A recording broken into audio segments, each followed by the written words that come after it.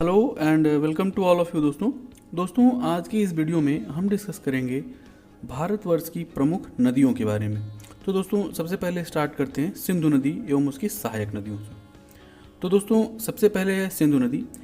सिंधु नदी जलतंत्र भारतीय प्रायद्वीप के प्रमुख नदी जलतंत्रों में से एक है। दोस्तों आपको बता दूं कि सिंधु नदी जो है यह हिमालय के निर्माण होने से पहले से ही बहती है, अतः दोस्तों इसको पूर्ववर्ती नदी भी कहा जाता है। दोस्तों सिंधु नदी में सिंध के अलावा सतलज, चेनाब, रावी, झेलम और ब्यास यह 5 नदियां भी बहती हैं और इन्हीं पांचों नदियों को एक साथ मिलाकर यह पंचनद कहलाता है।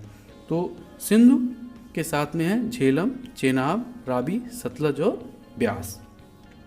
अब दोस्तों हम एक एक नदी को आगे पढ़ते हैं। तो सबसे पहले आ रहा है सिंधु नदी।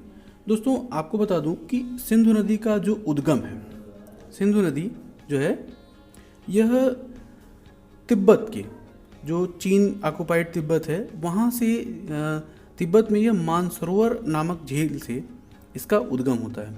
और इसके बाद दोस्तों यह नदी जो है कि पूर्व से पश्चिम की ओर बहती है और लगभग 2800 किलोमीटर की दूरी यह तय करती है।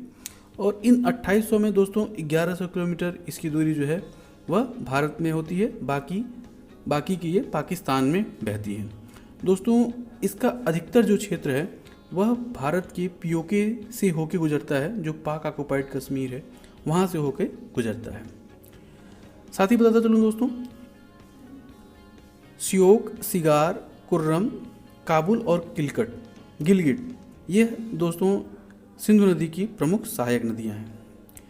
दोस्तों इन क्षेत्रों से होकर गुजरते हुए यह पाक ऑक्युपाइड कश्मीर की जो राजधानी है मुजफ्फरपुर, वहाँ से होते हुए यह कराची के पास में यह अरेबियन सी में, अरब सागर में यह नदी गिरती है। आगे बढ़ते हैं दोस्तों, आगे है सतलज नदी। तो दोस्तों यह सिंधु नदी जो जलतंत्र है उसकी दूसरी सर्वप्रमुख सहायक नदी है और इसका भी उद्गम मानसरोवर झील के पास से ही होता है।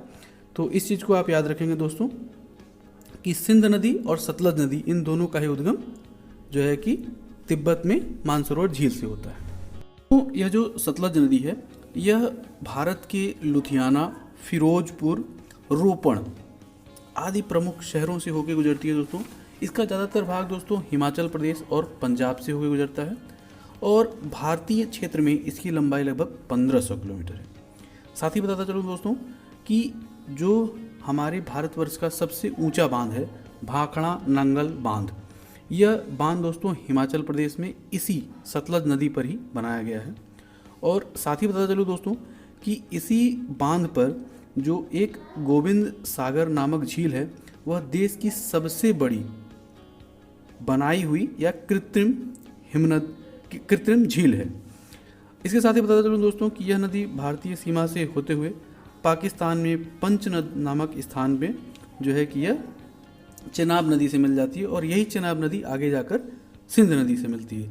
तो आगे बढ़ते हैं दोस्तों, आगे है रिवर चेनाब नदी।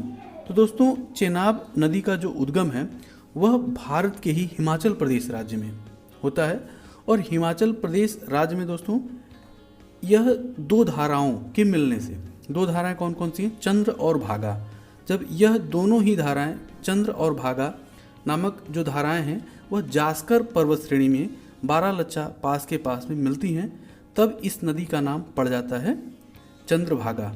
और इसके बाद इस नदी आगे जाकर यह नदी जो है कि चिनाब कहलाती है। इसी नदी पर जम्मू और कश्मीर में दुनिया का सबसे ऊंचा 559 मीटर की ऊंचाई, रिवर बेड से 559 मीटर की ऊंचाई पर एक रेलवे ब्रिज बन रहा है।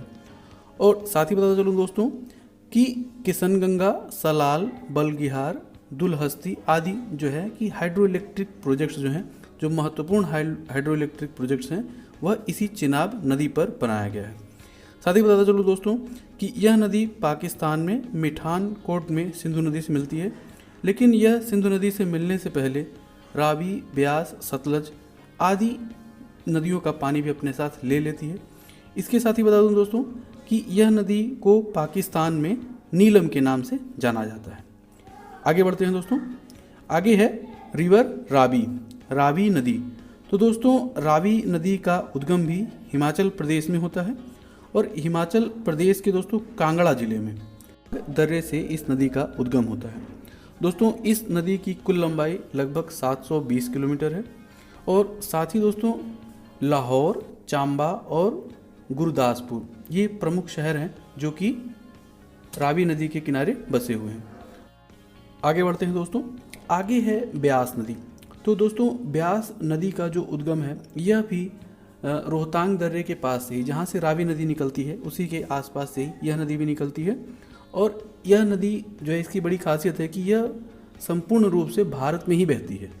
और दोस्तों कुल्लू, मनाली, अमृतसर, कपूरथला आदि शहरों से होते हुए यह नदी हिरके नामक स्थान पर सतलज नदी से मिल जाती है। दोस्तों इस नदी की कुल लंबाई जो है वह लगभग 425 किलोमीटर की है। दोस्तों झेलम नदी। दोस्तों झेलम नदी का उद्गम जो है जम्मू कश्मीर के पीर पंजाल श्रेणी में होता है और वहाँ पर एक वेरी नाग नामक झील है, उसी झील से झेलम नदी का उद्गम होता है। दोस्तों इस नदी की एक बड़ी खासियत है कि श्रीनगर की सबसे महत्वपूर्ण और सबसे प्रसिद्ध नदी बुलर झील, तो यह नदी बुलर झील में गिरती है और फिर बुलर झील से निकलती भी है।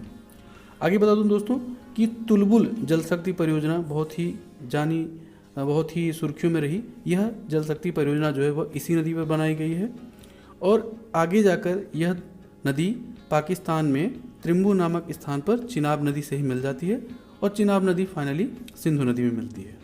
आगे है दोस्तों सिंधु नदी जल समझौता। इस समझौते के अनुसार दोस्तों इस नदी तंत्र की 3 नदियाँ सिंधु, चिनाब और झेलम पाकिस्तान की, जबकि 3 नदियाँ सतलज, रावी और ब्यास यह भारतीय नियंत्रण में होंगी।